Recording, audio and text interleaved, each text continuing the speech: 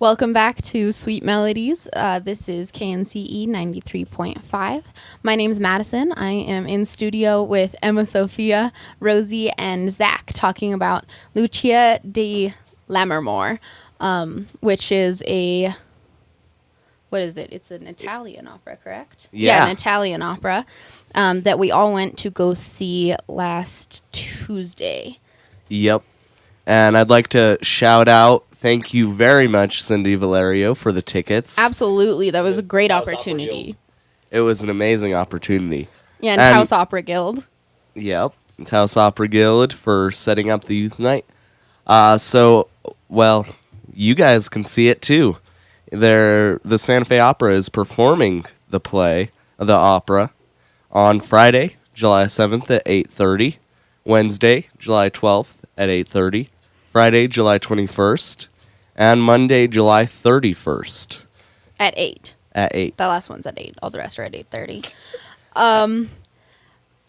Also, this is like I have driven past the Santa Fe Opera House more times than I can count, and I finally got to go in, and it is incredible. Apparently, it burned down some odd number of years ago, and they rebuilt it, and it is just absolutely gorgeous. It's like this open air amphitheater.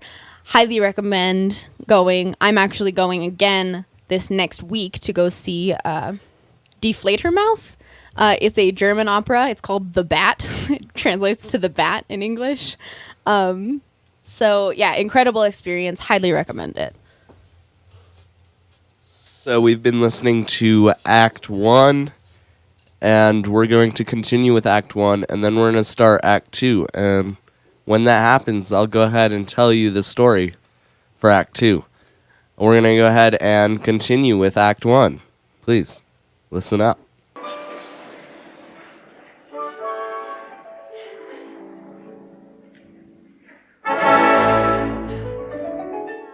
So, Luisa's brother's, best person, wrote a note to, and pretended that, Eduardo wrote it to Lucia that he found another girl, and then she's, so sad, so then she signs a contract to get married. So, because her brother says the queen doesn't really like him, so he makes her marry this other guy that she doesn't love. And then, during the wedding, Edgardo shows up, and Back from France. Right when she signs the contract. And he's like, "Hey, what's going on here? I thought we were gonna get married." And she's like, "Sorry, I just signed this contract." Yeah, she's like, "I just got married to another guy. You should have stepped up sooner. I thought that you left me. I saw your letter." You went to France, you found another person. And then there was a giant sword fight. Well, they didn't actually sword fight, but they chased him away from the castle. And so that is the essence of Act 2, which we are going to hear right after this events break. It's 10 o'clock, and you're listening to KNCE Taos, 93.5 FM. You're listening to Suite Melody from True Kids 1. Thank you so much, Emmasofia. So we've been listening to Joan Sutherland as our soprano in the version of the opera we've been listening to, this live Chicago 1975, and she is what they call a coloratura soprano, which is a female singer that adds flourishes such as trills, runs, and cadenzas beyond the composed melody of the song. So you're going to hear a lot of embellishment. She actually became famous for doing this part. So this aria is after the priest comes out and is saying, "Stop your celebrations." Everybody's dancing, and he goes, "Stop your celebrations. I've just witnessed Lucia. I walked in, and she had a knife in her hand, and there was blood everywhere. And then Lucia comes in shortly after, and she's covered in blood, and she's singing about these delusions that she's having. It's about the marriage night of her and Edgardo. She's She really thinks she's marrying Yeah, she's saying, "Where's my love? Where's my husband?" It was quite an emotional roller coaster in the show. And then her brother comes back and is like, "Is it true? I just heard that, she killed her husband." And then he's kind of reprimanding her. And, the priest says, like, she's been through a lot. Like, you should pray for her, essentially, because, she just killed a man. And, in the eyes of God, she's, done something unforgivable. And so this is what we're about to hear. The Mad aria, Il Dolce Suono, from Lucia Di Lammermoor by Donizetti. Here we go. La virtude a lei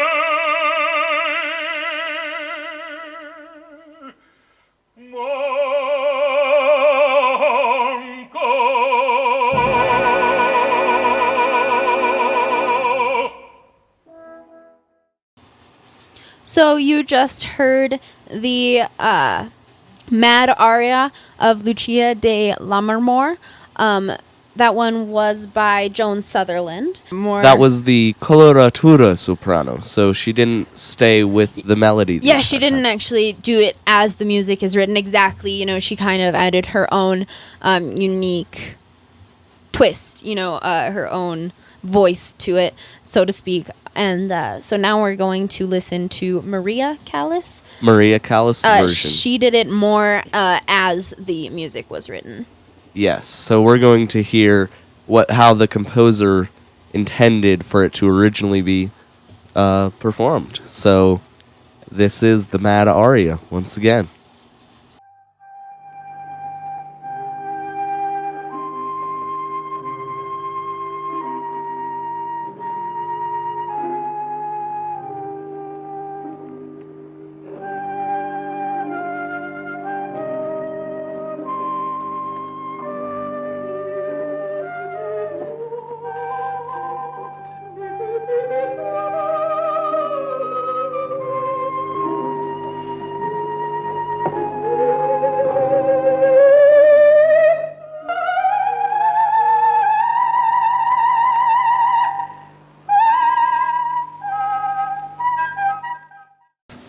The incense burns.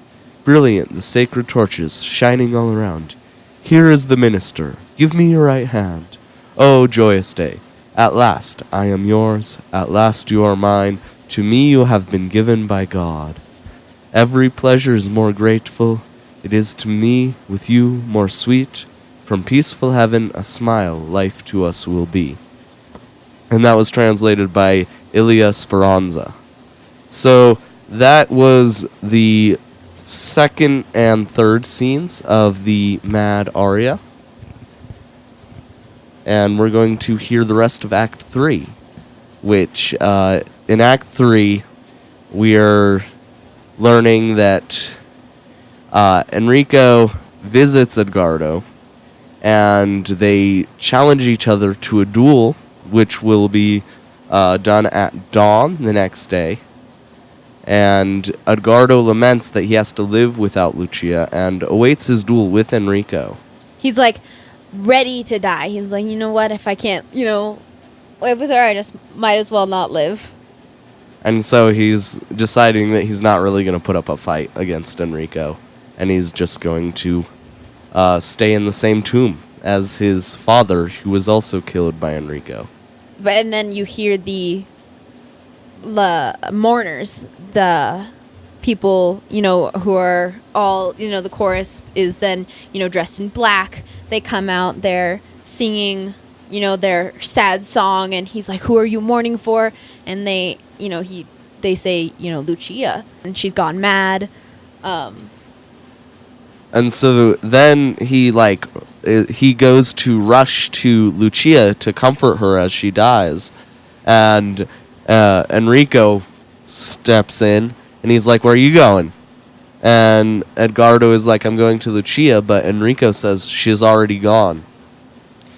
And then Enrico pulls out his sword, and Edgardo takes Enrico's sword, and shoves it into himself so that he can be with Lucia. In the Santa Fe Opera House, they had her come up through the floor in what was the fountain in one of the previous scenes where she was saying she saw the ghost. So then she comes up in this fountain, and they sing a duet together about, being together. And so, in heaven and everything. So, that's the essence of the third act. You are going to hear it now on Suite Melodies by True Kids 1.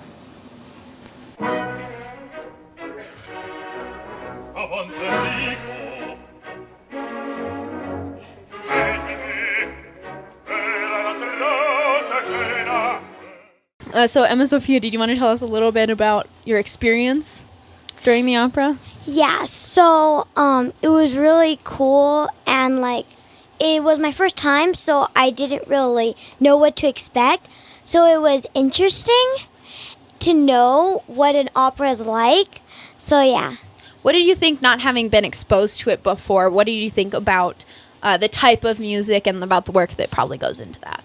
Well, probably it was a year of work because it was so amazing and so so many things going into it, and I think it had really professional people doing it, and I like that part also.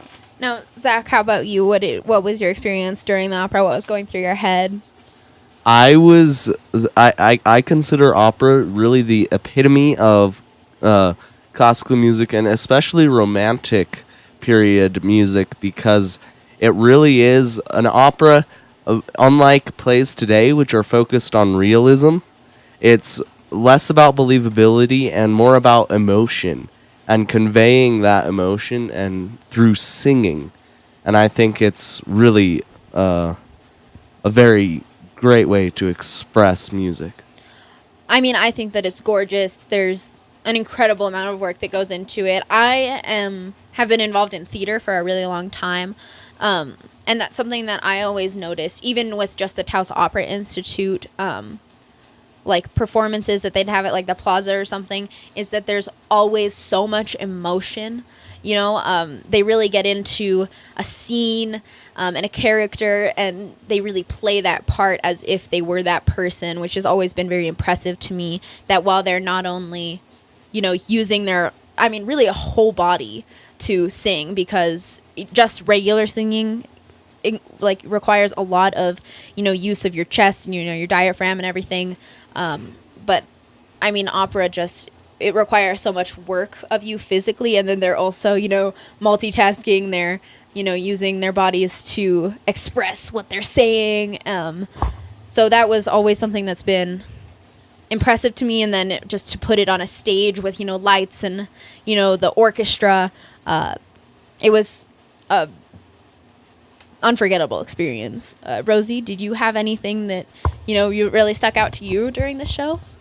It was really cool. I had my mother-in-law from Argentina who doesn't speak any English, and in front of the seat there was a translation. They have over 2,400 little computers in there. Each seat has a little screen, and we were able to see subtitles in Spanish for her. So you can translate it into Spanish or English and just follow along with the story. So that, and also I thought that the presentation that they did beforehand, kind of telling all the kids that were there what the opera was about, was and the really backstory. It was really helpful.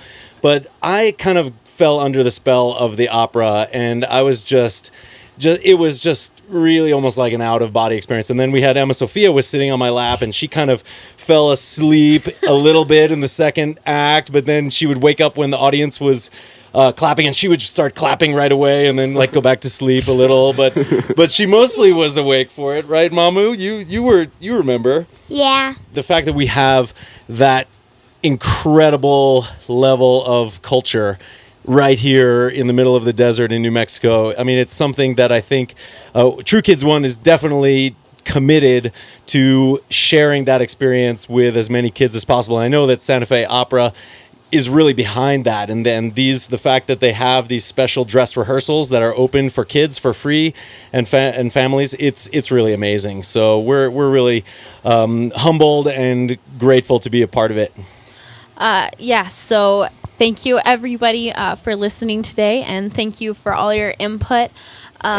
Huge shout out to the Santa Fe Opera and Cindy Valerio for and making the it Taos happen. Opera Taos Guild. Opera Guild for presenting this opportunity to us and to other families in Taos to allow us to experience this incredible work of art.